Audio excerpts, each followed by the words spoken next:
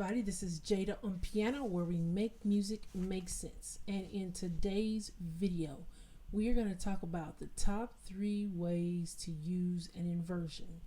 And so before I jump right into that, if you like this channel, if you like this kind of stuff, different piano lessons, different piano tips, tutorials, breakdowns, and all those types of things, hit the subscribe button, hit the like button, comment. Let me know how you're using some of this stuff in your own playing. So back to top 3 ways to use or how to use inversions.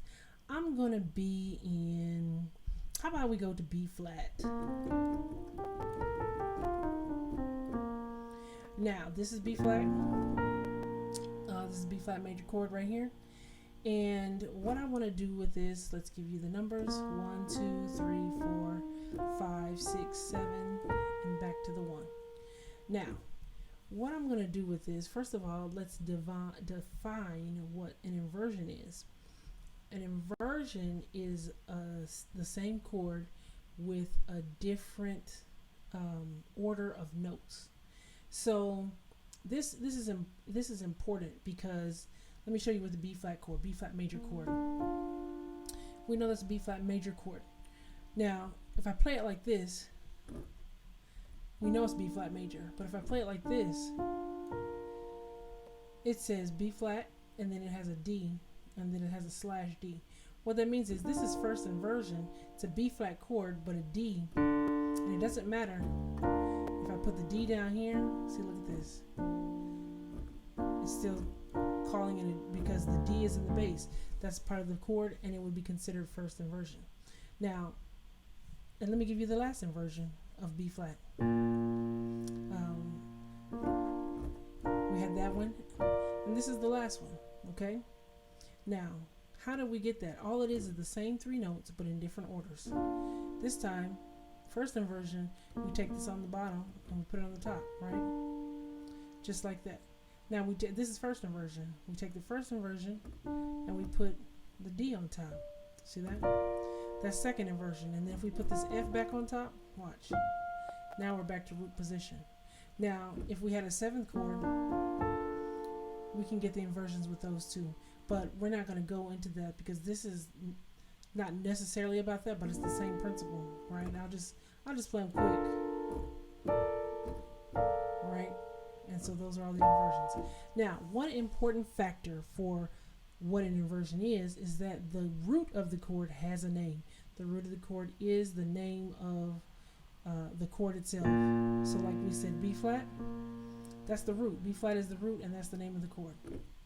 This is a B flat chord, this is a B flat chord, and this is a B flat chord. But telling us the inversion is telling us the order of notes. So B flat first inversion, B flat second inversion, B flat root. That's what we're saying when we change the order. Now, why is that important? Why can't we just play everything in root position? Let me do that.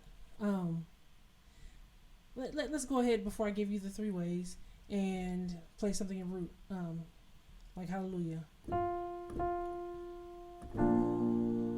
So hallelujah, hallelujah,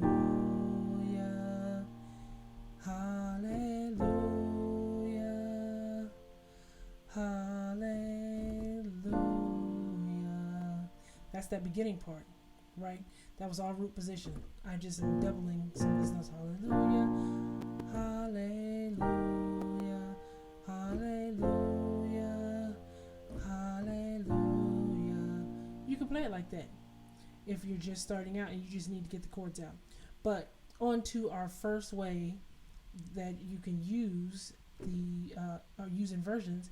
It will be a way to get the melody in the song, and it instantly makes the song more recognizable. So watch this. Now I can do this. That's the first inversion chord for that.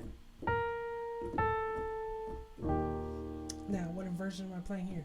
Because in my right hand, I'm going to look at the inversions in my right hand because I still have the root note in my left hand. So this is first inversion. See that? That is second inversion. How do I know? Watch. That's the root. That's in first inversion. That's in second inversion, right? Second inversion. So, well, what inversion is this? Here's the root. Here's the first inversion. And here's the second inversion. Now, and then we already played this chord. And then we can hit this like this. Right? Now, I'm showing you the inversions in my right hand because the bass note plays an important role. Even if I'm playing, no matter what I'm playing up here, you would consider this chord root position if I'm playing the root down there. So look at that, I'm playing first inversion over here, but it's still considered root position because I have the B flat down here. And this is still considered root position because this bass is down here. However, if I took that away, I have the second inversion up here. So there's two ways to talk about inversion. Because watch this, I can do the same thing and put different bass notes. We can do that. See, same chords, but now I'm playing in the first inversion. There's another inversion.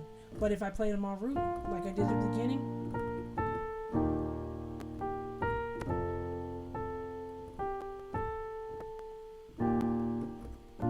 right?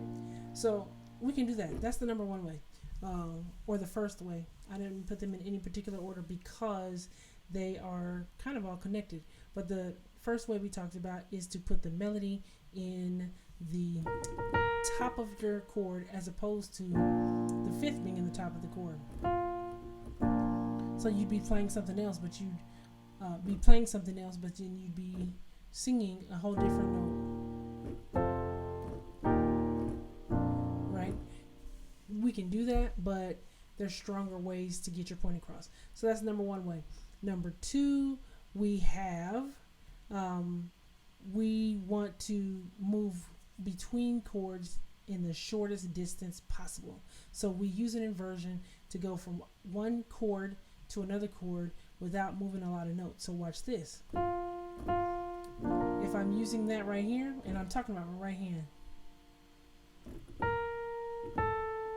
and see how that's close? But if I do this, or watch this,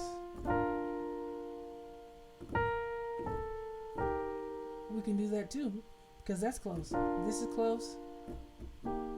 That's close. That's not close. See that? Or, but not. See that? That's very far away. We had to move our whole hand, but this way, or see how close that is? So the number two way is moving closely between our chords. The last way isn't as obvious, but it is possibly the most important, depending on the way you look at it. But the last way is to voice lead. Now, to voice lead means that you are leading to, and this is connected to the second way, or the second reason, but you're leading to other notes so that they resolve each other. Some notes are tension notes, and some notes are resolution notes. So when we're hearing music, what we're hearing is a tension set up, and then we're hearing the release of the tension. So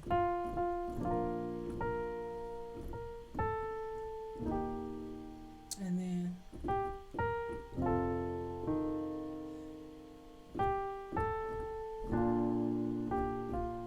so if this note right here, when I was on this note there, if I had my seventh in there,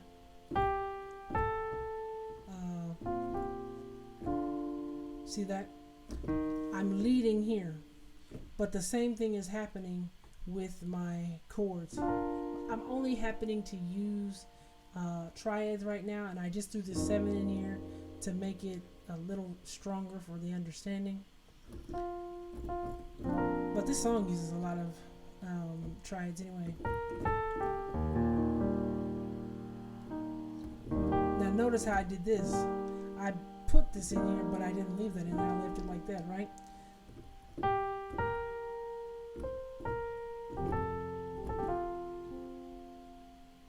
And then watch this.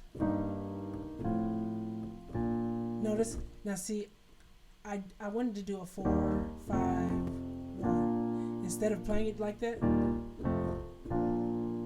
I led each chord to the next chord. See how close they are? And this tension setup. See that? So this is first inversion, root. Watch this. I can do it here. See that? Those are, this is second inversion, first inversion. Now I can do root,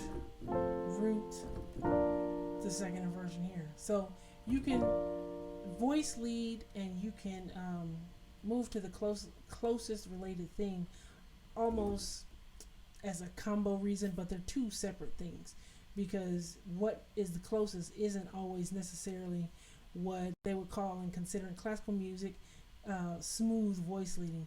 We want, for instance, like this chord, we want this chord to resolve here.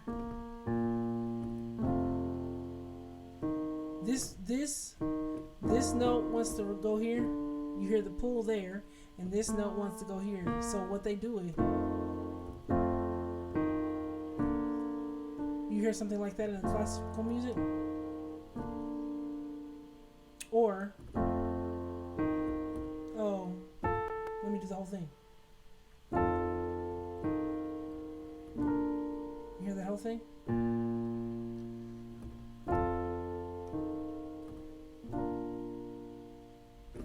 So that's how we get our 3 ways. Number 1, we are playing the melody in the top of our chord.